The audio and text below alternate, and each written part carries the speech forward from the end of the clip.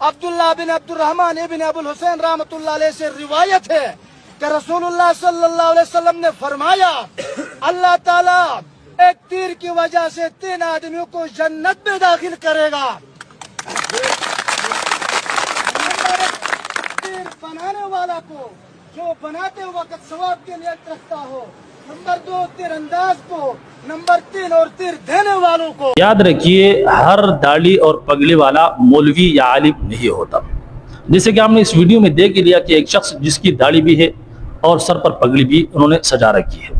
یقینی طور پر یہ مسلمان کی نشانی بھی ہے. ہر مسلمان کو داڑھی رکھنی چاہیے اور سر پر پگڑی باندھنی چاہیے, لیکن اس کے یہ مطلب نہیں ہے کہ جس نے بھی داڑھی رکھ لی یا سر پر پگڑی سجا لی تو وہ مولوی ہی یا عالم ہے.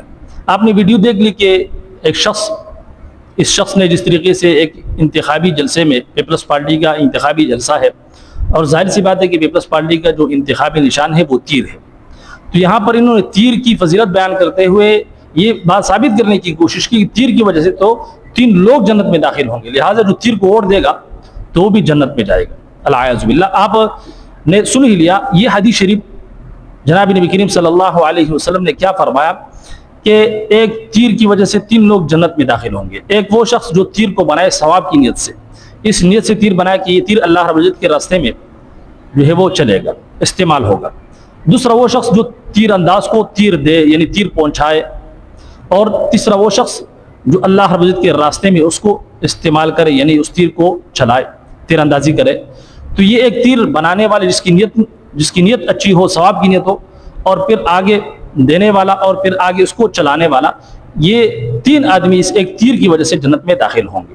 اور پھر آپ صلی اللہ علیہ وسلم نے آگے کیا فرمایا کہ تیر اندازی سیکھو اور گھوڑ سواری سیکھو. میرے نزدیک تیر اندازی یہ زیادہ پسندیدہ ہے, یعنی تمہارا گھوڑ سواری اور تیر اندازی سیکھنے میں مجھے سب سے زیادہ پسندیدہ کیا ہے, وہ تیر اندازی ہے. تو یہاں پر آپ صلی اللہ علیہ وسلم نے اس حدیث میں صحابہ اکرام کو جہاد کے فضائل اور بالخصوص تیر اندازی سیکھنے کے حوالے سے ترغیب دی, فضائل بیان کی. تو اب جہاد کے حوالے سے ایک حدیث جناب نبی کریم صلی اللہ علیہ وسلم نے بیان کی, اور اس شخص نے جو کہ بظاہر مولوی نظر آ رہا ہے, جو کہ ہے نہیں, کوئی عالم ہے ہی نہیں, کیونکہ یہ جاہل ہی ہو سکتا ہے جو جناب نبی کریم صلی اللہ علیہ وسلم کی وہ حدیث جو جہاد کے حوالے سے اس کو لا کر کے پیپلز پارٹی کے بارے میں اس کو فٹ کرے کہ آپ پیپلز پارٹی کی تیر کو اگر آپ اوڑ دو گے تو آپ جنت میں داخل ہوں گے. العیاذ باللہ. یقینی طور پر آپ سیاست کریں, لیکن سیاست میں کیا دین اسلام کو, نبی علیہ الصلوۃ والسلام کی فرامین کو کم سے کم آپ جو ہے وہ افترانہ باندھے آپ صلی اللہ علیہ وسلم کے اوپر. آپ صلی اللہ علیہ وسلم نے واضح طور پر فرمایا من کذب علی متعمدا فلیتبوأ مقعدہ من النار, جس نے مجھ پر جان بوجھ کر جھوٹ بولا تو اپنا ٹھکانہ جہنم میں بنائے, یعنی اس کا ٹھکانہ جہنم ہے. تو یہاں پر آپ صلی اللہ علیہ وسلم کے فرمان کو دوسری جگہ پر فٹ کرنا اور پھر لوگ اس پر تاڑیاں بھی بجا رہے ہیں, جو یقینی طور پر انتہائی افسوس کی بات ہے کہ اپنی سیاست کو آپ جاری رکھیں. ظاہر سی بات ہے کہ یہ جو پیپلز پارٹی ہے جو تیر کی نشان پر لڑنے والی جماعت ہے, آپ سندھ میں آپ ذرا سروے کیجیے اور عوام سے پوچھیے کہ عوام کی حالت اظہار کیا ہے, یہاں پر انہوں نے حقوق دی یا نہیں, بلکہ ہر طرف سے عوامی حقوق کو غصب کیا ہے.